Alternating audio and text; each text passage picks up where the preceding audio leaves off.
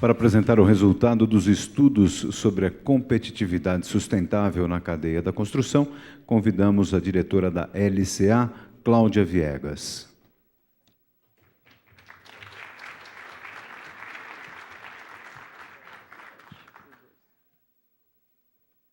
Boa tarde a todos.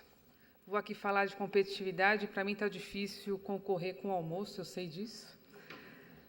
Então, eu vou tentar já implementar aqui a eficiência produtiva e ser bem direto ao ponto, até porque as exposições feitas anteriormente já deram conta de antecipar ou explorar boa parte do conteúdo desse caderno. Então, a gente produziu essa apresentação. Em primeiro lugar, também gostaria de agradecer de novo a oportunidade dada à LCA de participar de mais essa edição desse evento Constru Business, que a gente tem a honra aqui de fazer parte desse grupo. A gente até brinca lá no escritório que a gente já se sente parte da cadeia da construção, que a gente já tem aqui uma parceria de bastante tempo, que se reflete nesse trabalho que certamente aqui aglutina o esforço de todo mundo, como já bem destacado pelo Dr. Zé Carlos e pelo Caco aqui, que é realmente um trabalho aglutinador de esforços e empenhos de todo mundo que compõe aqui a Fiesp. Essa apresentação ela vai mostrar muito mais o historyline do que compõe esse caderno. Eu acho que a minha missão, mais do que ser exaustiva no conteúdo, é deixá-los com apetite de olhar esse caderno na sua integridade, na sua totalidade. Vocês vão poder ver que ele tem mais de 80 páginas, e aqui eu vou fazer um arrazoado bem rápido, muito mais mostrando, como disse, esse historyline, para que vocês tenham a lógica metodológica que a LCA implementou para produzir esse conteúdo. Primeiro, a gente começa com um panorama macroeconômico para mostrar que realmente o Brasil superou uma fase difícil, que é o que esse histórico mostra, olhando o PIB brasileiro, o PIB per capita brasileiro, desde os anos 80. A gente nota aqui que o Brasil crescia e, no período seguinte, devolvia esse crescimento. E a gente superou esse período de paradas súbitas. E esse período de paradas súbitas ele foi superado muito por conta do crescimento do próprio mercado doméstico. A gente nota isso com um gráfico ao lado que mostra a queda na taxa de desemprego para níveis historicamente baixos. A gente nunca teve um nível de desemprego tão baixo por tanto tempo na economia brasileira. Esses efeitos somados mostram a força do mercado local. O nosso mercado consumidor, ele realmente nunca viveu um momento tão aquecido, isso por conta até do próprio salário mínimo, que tem uma regra agora de ganhos reais que estão aí acima do crescimento da inflação, recompondo não só a inflação, mas também o crescimento do PIB, o que dá condições para esse crescimento constante e consistente de aumento no nível de renda e, consequentemente, uma aceleração aqui das pessoas que passam das classes mais baixas para as classes mais altas. É com base nisso que o Brasil alcança a 6ª posição entre as economias internacionais. Como também já foi dito aqui, tem aí uma lição de casa importante a ser feita. Olhando a posição econômica brasileira de 6ª potência mundial, a gente vê que a gente tem uma fotografia muito desconexa com isso, muito desconectada com isso, que é uma carência grande de vários indicadores aqui de infraestrutura. É claro que esses indicadores do Fórum Econômico Mundial, ele também tem lá suas críticas, essa metodologia, ela também tem lá suas deficiências, suas carências. A gente se apoia nela porque é um retrato que permite comparar com os mesmos parâmetros diversas economias, mas como é uma amostra, está sempre sujeito a algum ajuste. De toda forma, o que a gente ressalta no caderno é que a gente tem uma lição de casa importante, tanto do lado do real da economia, que é isso que está aí na parte da infraestrutura, quanto na parte institucional também. Então, para além da gente ter uma carga tributária elevada, a gente tem uma dificuldade muito grande em entender e estar em dia com essa carga tributária.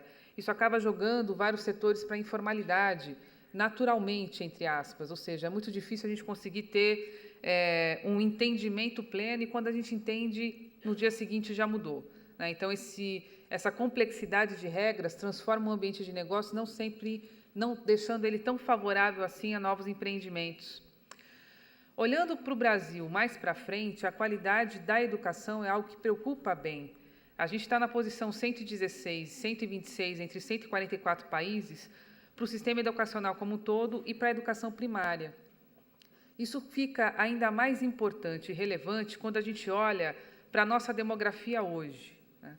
A gente tem realmente uma janela de oportunidade neste momento, em que a gente tem uma razão de dependência favorável a ganhos de produtividade, se esses ganhos de produtividade forem feitos com investimento em educação. O que é essa razão de dependência? É justamente a população abaixo de 14 anos, somada à população acima de 60 anos, dividido pela população entre 15 e 59. Significa dizer que, num futuro próximo, quem estiver trabalhando, a população economicamente ativa, vai ter que produzir para mais pessoas, né? E quando a gente nota que essa inversão da razão de dependência está relativamente próxima, ou seja, a partir de 2020, ou agora a gente inverte esse quadro da educação para conseguir ganhar produtividade lá na frente, ou a gente vai se deparar com um gargalo muito difícil de superar realmente, que é conseguir produzir mais com menos pessoas. Como a cadeia da construção ajuda nisso? Então, também, como já dito aqui, a cadeia da construção ela tem uma relevância muito grande no PIB nacional. Estamos apresentando aqui 8% do PIB, que é justamente um número sem dupla contagem. Porque se a gente for considerar, por exemplo, o cimento, somado ao bloco de cimento, sem fazer essa limpeza do que é matéria-prima utilizada para outros insumos, esse número chega hoje a mais de 14%.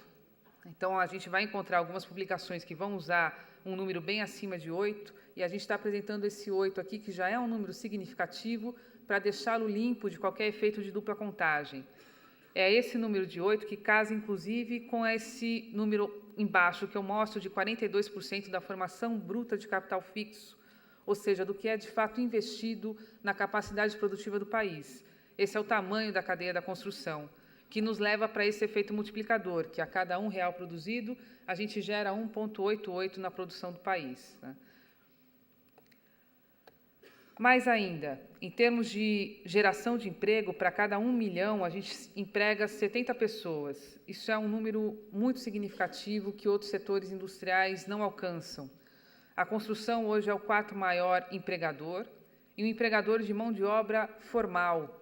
A mão de obra formal, no período analisado, cresceu 24%. A mão de obra formal na cadeia da construção cresceu 101%.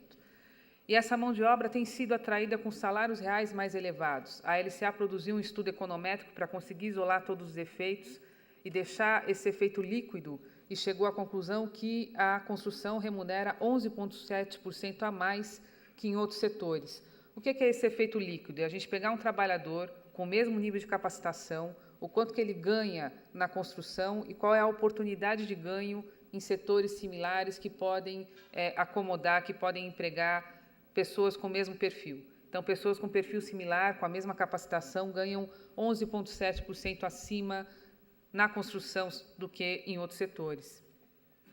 Agora, veja, se esse aumento do salário, que a gente já enxerga, não vem acompanhado de um aumento de produtividade, o que a gente tem é apenas um aumento em custo, sem que a gente consiga reduzir custo, o que prejudique muito o tema-chave dessa edição do Construbusiness, que é a competitividade da cadeia. Um outro desafio que se coloca para a cadeia da construção é, além de crescer, além de empregar com salários mais elevados, mesmo quando esse trabalhador ainda não recebeu a capacitação adequada para que ele esteja mais produtivo, os postos de trabalho estão muito mais difusos no território nacional. A cadeia da construção hoje, até por conta dos efeitos que o próprio Programa de Aceleração do Crescimento gera na economia, que é um crescimento mais uniforme, fora desse eixo sul-sudeste, um crescimento que aparece em todas as regiões do país, impõe aqui um desafio crescente, que é estar em condições competitivas em todas as regiões do país, no momento em que o investimento pede. Então, aqui a gente mostra que de 2005 a 2010, houve a inserção de novos 763 municípios que têm lá empresas empregando trabalhadores formais na cadeia da construção. Nesse panorama, então, em que a gente tem um desafio que permeia toda a economia brasileira, mas, em especial, a cadeia da construção, que é justamente um grande motor dessa aceleração do crescimento que a gente enxerga, é que se assenta o programa Compete Brasil. Então, como já apresentado, aqui eu vou tentar me ater um pouquinho mais em detalhes nas ações que compõem esse caderno, mas, de novo, sem a pretensão de ser exaustiva, muito mais para deixá-los com apetite de ler o caderno na sua integridade, na sua totalidade. O que a gente tem aqui são alguns pilares que compõem o programa Compete Brasil, que está assentado nesse princípio da sustentabilidade. Esse foi o norte metodológico que a LCA tentou imprimir nas discussões que foram feitas dentro da Fiesp para conseguir produzir esse caderno com essa amarra metodológica. Começando com planejamento e gestão, a nossa preocupação maior é o que precisa ser feito para evitar um risco de paralisação de obras. Então, a gente identifica hoje que o Brasil superou realmente problemas que eram muito mais graves no passado recente e que não havia recursos, portanto, não havia empreendimentos. Hoje, temos recursos, temos empreendimentos, porém, a paralisação é algo constante. Essa paralisação acaba gerando um aumento de custo da construção como um todo e uma incerteza muito grande no ambiente de negócio. De tudo que fizemos, de tudo que estudamos, certamente começar com um bom projeto é a melhor receita para que a gente tenha um desenvolvimento do empreendimentos com menores riscos de paralisação. E para isso a gente evoca aqui no caderno o trabalho em andamento da Comissão de Estudo Especial de Elaboração de Orçamentos e Formação de Preços de Empreendimentos de Infraestrutura e Edificações, como uma iniciativa já em andamento que deve, sim, nortear melhores práticas e, principalmente, uniformizar critérios para que se possa produzir bons projetos na economia. Na mesma linha, pensando em planejamento, a importância de se ter um planejamento urbanístico acompanhando todo e qualquer desenvolvimento habitacional, porque, assim, a infraestrutura já vai a reboque. O plano plurianual, que já é uma ferramenta importante de planejamento das esferas, tanto federal quanto estadual e algumas municipais também, ele precisa estar aderente à LDO, ou seja, eu preciso planejar e ter uma previsão de orçamento para conseguir executar. Se a gente conseguir fazer isso, e aí a gente tentou realmente se apegar a coisas que já existem e não inventar novos mecanismos, se deixar a LDO e o plano plurianual mais aderente, naturalmente a gente vai ter a criação de um banco de projetos. Por quê? Porque esses projetos vão ter que ser elencados justamente para fazer vingar o que está lá desenhado no plano plurianual.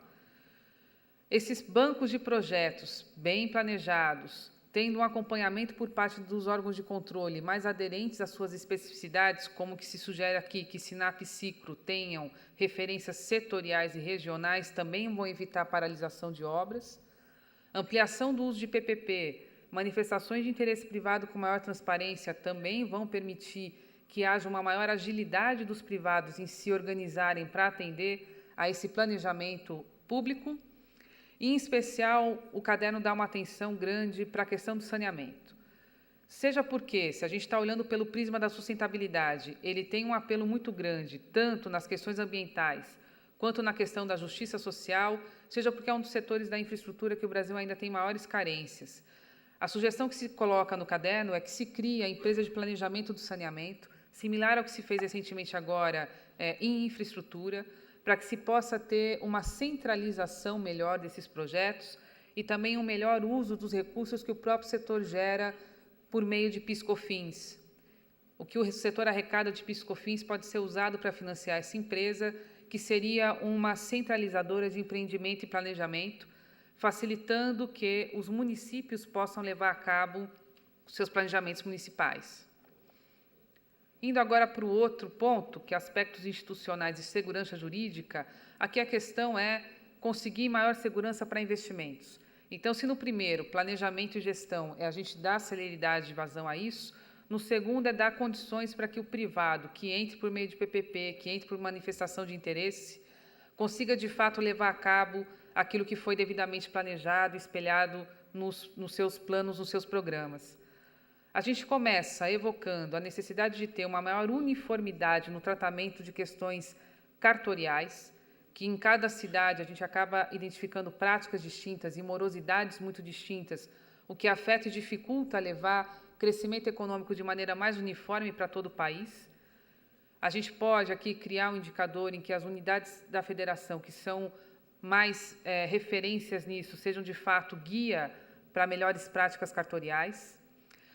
Sugerimos a criação de um protocolo para divulgação de vagas de pessoas com deficiência e aprendizes. Isso aqui vem gerando insegurança jurídica no setor pelo seguinte: existe uma lei que é muito meritória e que a cadeia da construção consegue atender aos seus preceitos, mas quando a gente olha para o Brasil como um todo, por vezes, ao divulgar, você não consegue preencher pela inexistência de pessoas naquela condição para preencher aquela vaga, e isso acaba gerando uma insegurança, como a possibilidade de uma multa a qualquer instante, sendo que a empresa não tem nada que ela possa fazer para mitigar aquele risco.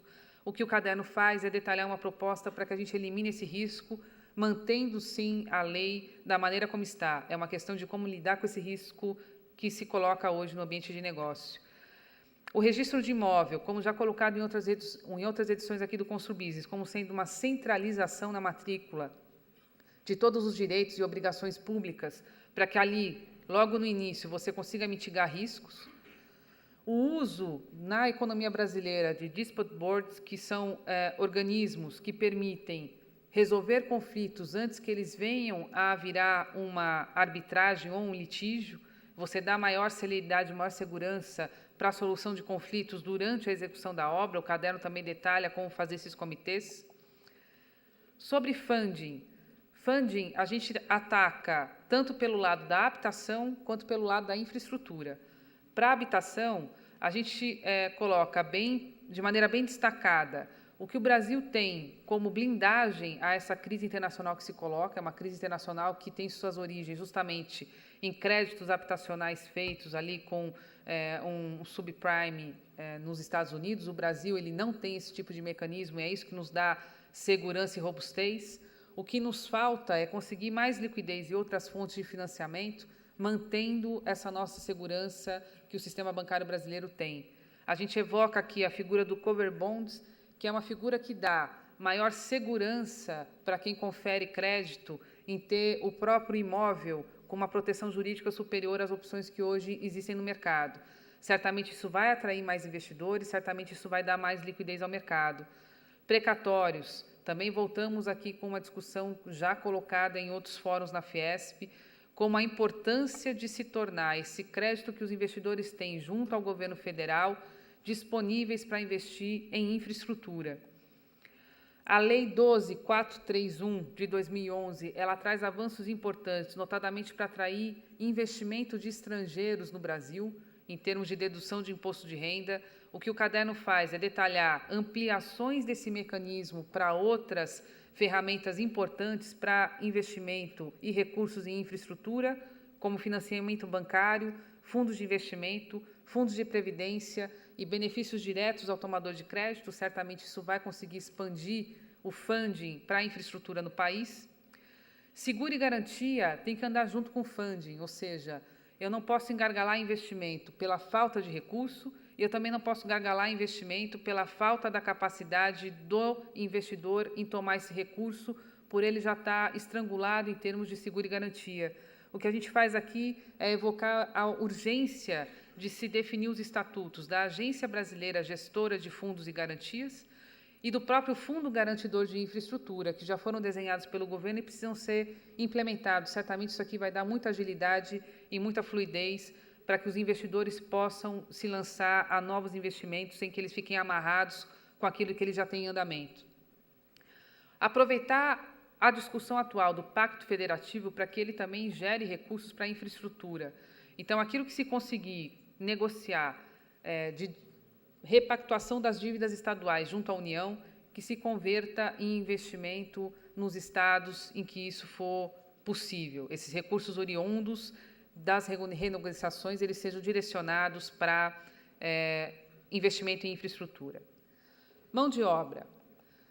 Para a mão de obra, a gente nota o seguinte, o Brasil, nesse crescimento e com esse aumento de salário real, na própria cadeia da construção, o que a gente enxerga é que as próprias indústrias estão capacitando sua mão de obra. Portanto, é como se elas estivessem agora, ao longo do processo produtivo, tendo que capacitar uma mão de obra que deveria ter sido capacitada no próprio mercado de educação e não foi. Chegou mal preparada dentro da indústria da construção. O que o caderno coloca são experiências internacionais similares a essa situação, em que os governos internacionais reconhecem que houve ali algum problema no sistema educacional e que o privado estava fazendo aquele papel e, portanto, é legítimo reconhecer um crédito tributário em consideração a isso, como contrapartida disso. Mais ainda, quando o alvo dessas políticas de capacitação são pessoas que já são alvo de outras políticas públicas, esse crédito é ainda maior. Então, por exemplo, capacitar e integrar no lado produtivo da economia pessoas que são alvo de Bolsa Família, por exemplo, para que você integre essas pessoas numa posição de trabalho mais qualificado, isso enseja um crédito tributário ainda maior. Alteração e valorização dos profissionais da construção civil com a alteração da classificação brasileira de ocupações. Isso também o caderno evoca como sendo uma maneira de valorizar esse profissional, carecendo aqui de uma atualização de nomenclaturas de ocupações que hoje já não fazem exatamente o que o nome diz, como, por exemplo, o pedreiro, né? A gente não tem mais essa figura fazendo exatamente o que o nome nos remete. Então, a gente precisa ter essa revitalização para conseguir atrair mais profissionais para a cadeia da construção. Uma proximidade maior entre quem qualifica, quem forma, seja em nível superior, seja em nível técnico, para que a gente tenha uma aplicação mais imediata disso na própria prática da cadeia da construção, que é muito dinâmica. A gente tem uma série de inovações acontecendo a todo instante, e é bem importante que a gente tenha essa proximidade grande entre quem forma, quem qualifica e quem emprega. Como iniciativa desse pacote de mão de obra, o Observatório da Fiesp vai criar o Portal da Construção, buscando fazer uma comunicação melhor entre a oferta da mão de obra, ou seja, empresas que estão querendo empregar, com a demanda, pessoas que já estão qualificadas e estão disponíveis no mercado para que elas, de fato, não tenham uma rotatividade de outros setores, e, mais ainda, a oferta e a demanda de cursos de capacitação, para que a gente tenha isso de maneira permanente e organizada em toda a cadeia da construção. Impactos tributários e custos produtivos. A gente falou bastante aqui sobre eletricidade, custo da energia. É importante a gente não esquecer do custo do gás natural, que ele é um insumo importante para a cadeia da construção, notadamente a indústria de revestimento cerâmico, que não encontra uma alternativa para um outro combustível. Então, se isso aqui subir demais, ou melhor ainda, continuar subindo da maneira como está, a gente coloca em risco, sim, a cadeia da construção, um segmento importante que hoje é líder, que hoje é um dos maiores produtores mundiais e que tem aí a sua competitividade atrelada muito a esse insumo. O caderno faz esses comparativos, faz essas demonstrações e mostra aqui alternativas para que a gente possa também dar atenção a gás e não só energia elétrica em sentido amplo. Avaliar risco distinto entre funções para cálculo do seguro obrigatório. Aqui, a gente tem algumas questões que afetam muito o custo e que são questões institucionais mesmo, não é só uma questão de tributo. Então, por exemplo, a cadeia da construção pesada, ela recolhe seguro obrigatório como se todo e qualquer profissional tivesse sujeito ao mesmo nível de risco, tanto quem está no escritório como quem está no trabalho de campo, o que onera muito a folha de pagamento por conta dessa distorção.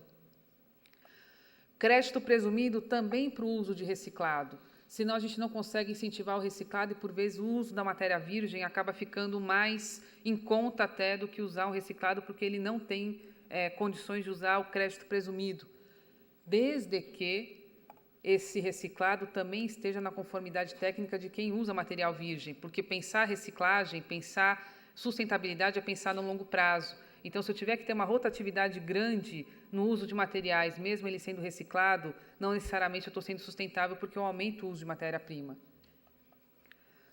Redução de IPI para materiais de construção, aqui o que já está em andamento sendo ampliado, e ganhar produtividade na industrialização com a isonomia tributária dos sistemas industriais para aquilo que se aplica para o sistema construtivo convencional.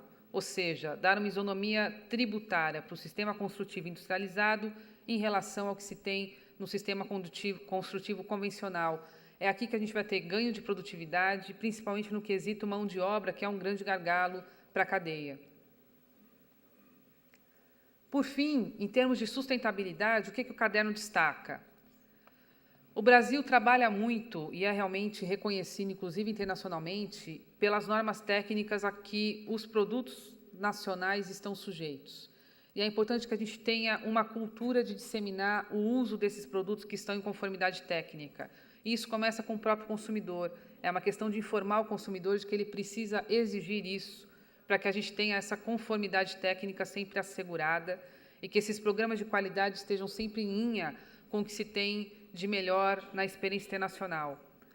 Para que isso aconteça sem que você tenha uma deteriorização da competitividade de quem está na conformidade técnica, a gente tem que ter uma valorização do produto nacional. Isso já acontece em muitos setores, tem uma série de programas que valorizam muito o conteúdo nacional mínimo quando a gente tem recursos públicos sendo utilizados para um determinado empreendimento.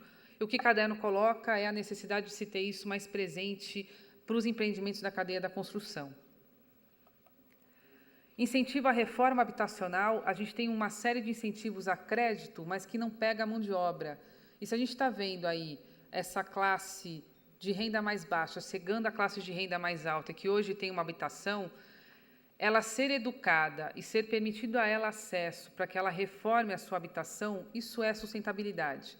Porque eu vou permitir que aquela habitação ela tenha a sua vida útil utilizada da maneira adequada, sem a necessidade de eu ter que fazer um novo empreendimento na sequência ou não usar da maneira mais adequada possível os materiais que já lá estão empregados. Então, se a gente tem aqui uma missão de resolver o déficit habitacional, em paralelo, a gente já tem que começar a desenvolver, ao mesmo tempo, o mercado de reforma, para que eu consiga ter uma solução definitiva mesmo. Senão, já, como a vida útil não vai ser usada de maneira plena, eu vou ter esse problema mais à frente, de maneira muito mais prematura, do que se eu tiver o mercado de reforma crescendo junto com a redução do déficit habitacional. De tudo que temos aqui, fica um recado ao final, na sustentabilidade, da necessidade de ter um tratamento evolutivo de temas de sustentabilidade na construção, com incentivo fiscal mesmo, para habitações que têm uma preocupação de reuso de água, conservação, aproveitamento de resíduos, ganhos de produtividade, redução de gases de efeito estufa. Isso é o que se tem na fronteira da experiência internacional. A gente destaca aqui o exemplo de Singapura, em que você tem um Estado presente conduzindo essas boas práticas na construção, sem que isso se reflita de maneira inadequada num maior custo do empreendimento. Essas ações assim colocadas compõem o chamado Programa Compete Brasil, que tem essa missão de dar competitividade sustentável na cadeia da construção. Como já mostrado pelo Dr. Zé Carlos, o que a gente tem é justamente esse pilar que acaba circundando todas as políticas que estão dentro do caderno. Então, quando a gente fala, por exemplo, de recursos para saneamento básico, a gente está falando de infraestrutura, sim, mas a gente também está falando de equilíbrio social, ao dar a melhor condição de vida para todo e qualquer brasileiro, reduzindo mortalidade infantil, por exemplo. Estamos falando de qualidade ambiental, ao fazer melhor uso dos recursos hídricos, com redução de perdas, e também estamos falando de prosperidade econômica ao permitir investimento em infraestrutura. Então, o que a gente pretendeu dar a esse caderno aqui, a missão que foi encomendada à LCA, e acho que a gente conseguiu chegar com êxito, é conseguir dar esse tom de uniformidade e como essas questões todas precisam ser tratadas de maneira conjunta. Não adianta eu olhar para apenas um dos aspectos, porque aí eu não vou conseguir ter competitividade com sustentabilidade. Eu vou resolver apenas um pedaço do problema sem ter essa visão única de tudo. Bom, eu agradeço de novo pela oportunidade, agradeço aqui a equipe que me acompanhou com isso, aqui o coordenador Ricardo Sakamoto, que está aí na plateia, eu agradeço muito ao empenho de todos que produziram esse trabalho em conjunto, e agradeço mais uma vez pela oportunidade da Fiesp, que deu essa oportunidade de trabalho aqui para a gente fazer isso em conjunto.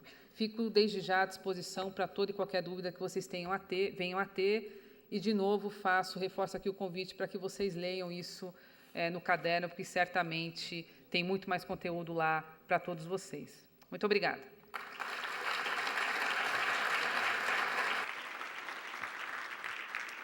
Convido a Cláudia para ocupar o seu lugar aqui no palco. Cláudia.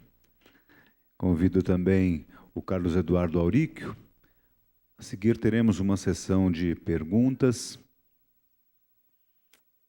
As perguntas serão feitas por microfone, portanto, se você tiver a intenção de fazer a pergunta, basta que você levante a sua mão e a nossa recepcionista levará até você o microfone. Para coordenar esta sessão de perguntas, passo então a palavra ao Carlos Eduardo Auríquio.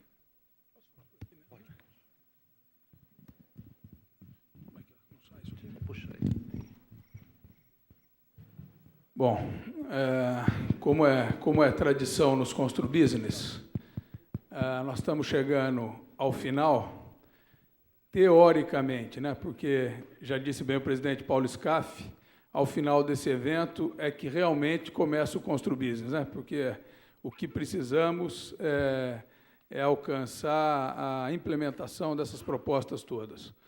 Então, antes de encerrar aqui essa fase, nós gostaríamos de abrir para alguma pergunta, alguma dúvida que, porventura, algum companheiro tenha, para a gente aproveitar aqui a doutora Cláudia. Por favor, está aberta. Rossito, microfone para o Rossito. Boa tarde a todos. Caco, parabéns aí para o evento. Eu, Zé Carlos e a Cláudia, sempre trazendo um cenário muito claro aí. Agora, até pegando o que falou o nosso vice-presidente, o Brasil não é um país do futuro. O Brasil é o país do presente. Achei muito importante, Cláudia, o que você colocou, que a gente continua num observatório, transfere tudo por um observatório. Eu vou pegar só uma coisa que eu estava acompanhando esses dias, setor de rodovias. Rodovias, até o mês de abril de 2013, a partir de agora, a gente assina no Brasil 25 bilhões de contratos para execução de rodovia. Veja aqui nossa amiga, Dona Inês, sempre a aflição que tem o agente público quando quer fazer a coisa acontecer. Tudo estaria muito bonito se a gente estivesse na China. Mata 10, prende 200, os agentes não existem. Nós estamos no Brasil. Cláudia, imagino como que a gente pode fazer. Você pega só em rodovias. Em 4, 5 meses, você vai ter perto de 200 contratos novos sendo assinados. 200 canteiros de obra, que precisam ser licenciados, autorizados. As obras, algumas dependem de desapropriação, aprovação de projeto, que nossos amigos aqui do Executivo têm que passar por ele. Eu vejo com muita dificuldade, porque a estrutura ainda é a mesma. A LDO diz que as mesmas pessoas têm que aprovar os mesmos projetos. Não teve uma alteração profunda. Você deu um sinal claro no saneamento de se fazer a empresa que nem se fez de logística para centralizar alguma coisa. O que é que a gente podia incrementar, jogar mais? Que pacto a gente podia fazer para que realmente o previsto e realizado ficasse mais perto? Doutora Cláudia. Rossito, difícil de fato, né? Porque quando a gente supera, por exemplo, crise de estabilidade da moeda, é um grande gargalo. Que aí, para superar isso, vão anos ali de discussão de política econômica mesmo para conseguir estabilizar a economia. Quando a gente está falando de problemas como esse, são problemas que são mesmo do dia a dia. E por serem do dia a dia, eles são mais difíceis de resolver, porque eles não têm uma grande questão. Eles estão em micro-questões e são nessas micro-questões que as coisas esbarram. O que a gente discutiu e que a gente tentou colocar no caderno, de fato, é tentar mudar a métrica do sucesso. Pensando assim, não tanto no que eu tenho para investir, mas no que, de fato, eu consegui empenhar e executar naquele ano, né? E que, se houver um descasamento daquilo, que a gente procure investigar o que motivou aquele descasamento e, no ano seguinte, a gente já procure solucionar para que a gente não repita nos que estão por vir. Um acompanhamento mais no dia a dia mesmo dessas questões que vão ser mais presentes. Trazer os órgãos de controle mais para o início da obra até, para que ele tenha mais familiaridade das especificidades do que está sendo contratado, porque senão a gente vai ter algumas discussões que são legítimas, alguns questionamentos que até podem ser legítimos, mas que vão ser feitos lá na frente no contrato, vai paralisar a obra. E se a gente tivesse esses órgãos de controle acompanhando desde o início o planejamento e o projeto, a gente poderia mitigar isso logo de saída. Então, realmente, eu acho que esses desafios são mais no dia a dia, não tem uma grande mudança, que é o que a gente acabou diagnosticando, que é as ferramentas, as leis que a gente tem, elas já existem, são adequadas. O que falta é fazer essa engrenagem rodar. A engrenagem vai rodar quando a gente for resolver no dia a dia, sem ignorar que é, de fato, o dia a dia que faz com que a gente tenha esse descasamento entre recursos que estão disponíveis e aquilo que, de fato, vira investimento. sem ignorar que o setor de construção ele está sujeito a aspectos sazonais tanto quanto a atividade agrícola. Então, por exemplo, paralisar uma obra de rodovia, a depender do período do ano, isso significa atrasar por no mínimo 12 meses, por conta do período da chuva ou qualquer outra questão de fornecimento. Isso vai ensejar realmente prejuízos grandes. Então, acho que somos o país, deixamos de ser o país do futuro, no sentido de ter superado grandes gargalos. A gente tem todas as ferramentas na mesa, mas para que a gente seja, de fato, o país do agora, precisa ter essa engrenagem rodando, e acho que é bem do jeito que você colocou. Acho que esse é o pulo do gato. Eu queria ter uma resposta mais fácil, do tipo, falta só isso aqui, mas eu acho que a resposta é complicada justamente porque é no dia a dia que a coisa empaca. Não sei se você quer completar. Obrigado, Cláudia. Alguém mais? Pois não. Em primeiro lugar, eu gostaria... Alô? Oi, meu nome é Wilson Pereira, eu trabalho com gestão, apoio à gestão estratégica. Queria parabenizar a doutora Cláudia, em primeiro lugar, por ter tocado num ponto que eu acho que é um ponto fundamental para o Brasil, não só para a indústria de construção, como para todas as outras indústrias, que é a educação. Se o Brasil não melhorar a educação, não começar a melhorar a educação agora, vai ser muito complicado daqui a alguns anos a gente conseguir ter competitividade a nível internacional. Hoje se falou aqui em falta de planejamento, em dificuldade para a logística, em dificuldade com a competitividade.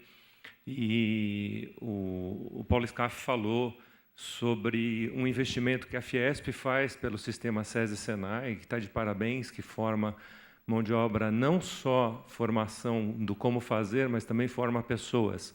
Só que, infelizmente, uma parcela muito pequena da população tem acesso a esse tipo de formação oferecido pelo SESI-Senai.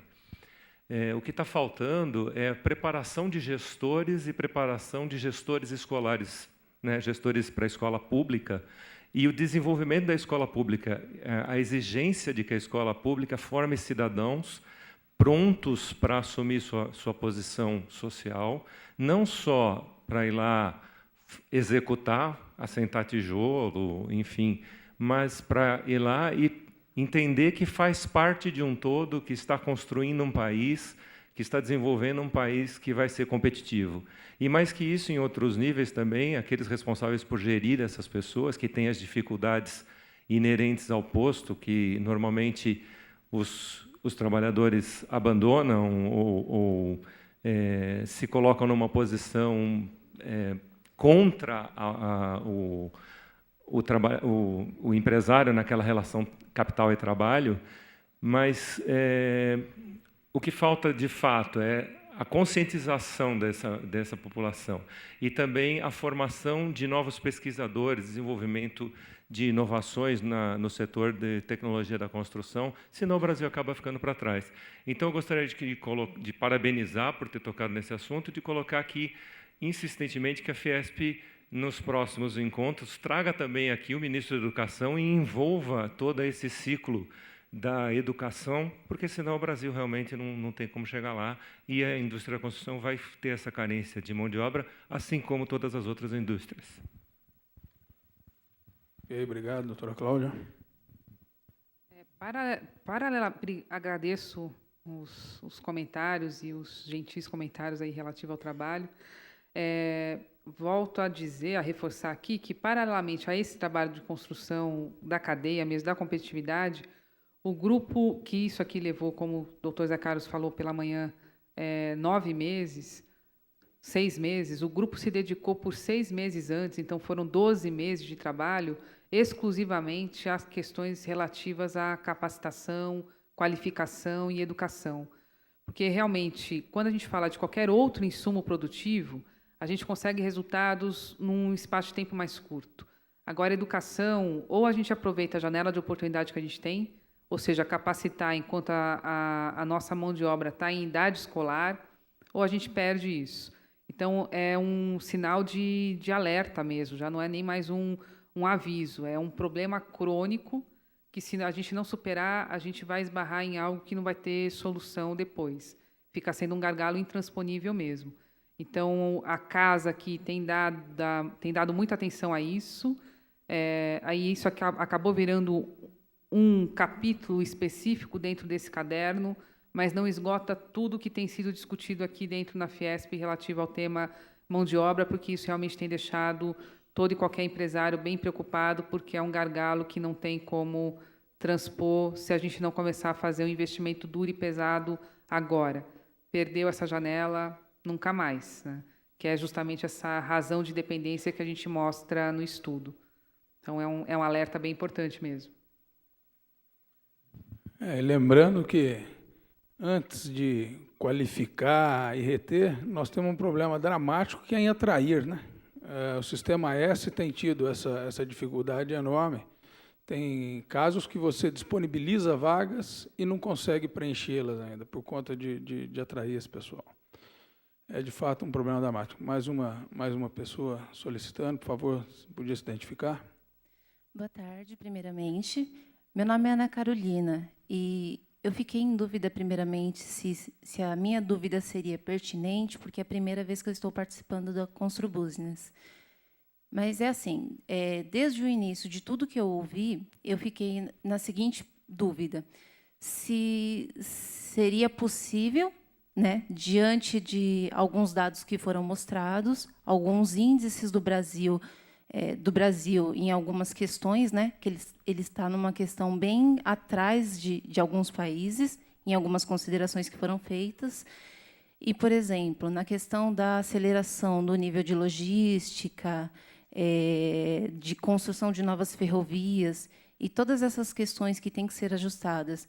E aí, particularmente falando, eu pensei também em alguns eventos notáveis que dão notoriedade no Brasil, né, por exemplo, Copa ou as Olimpíadas em 2016.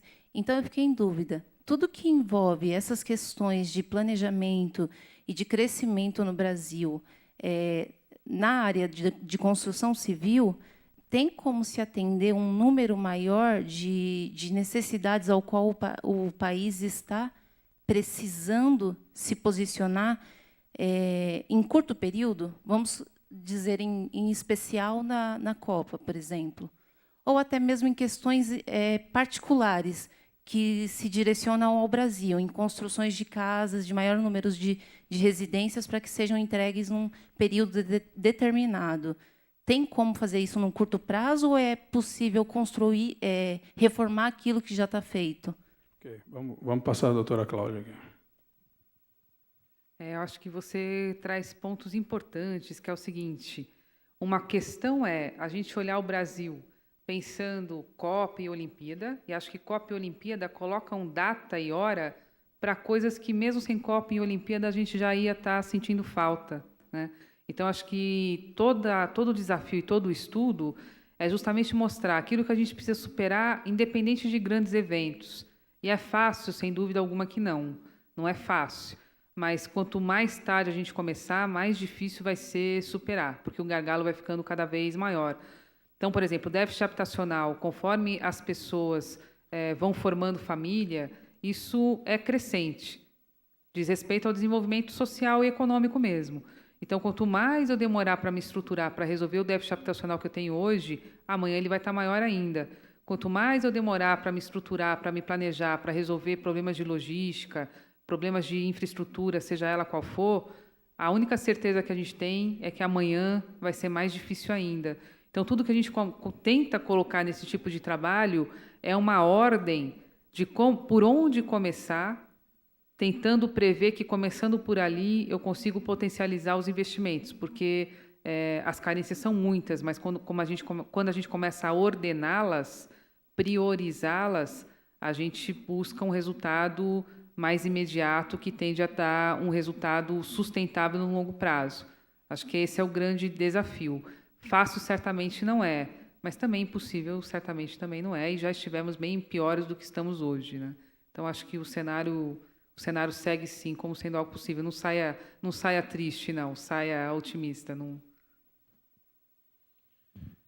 Muito bem. Obrigado, Cláudia.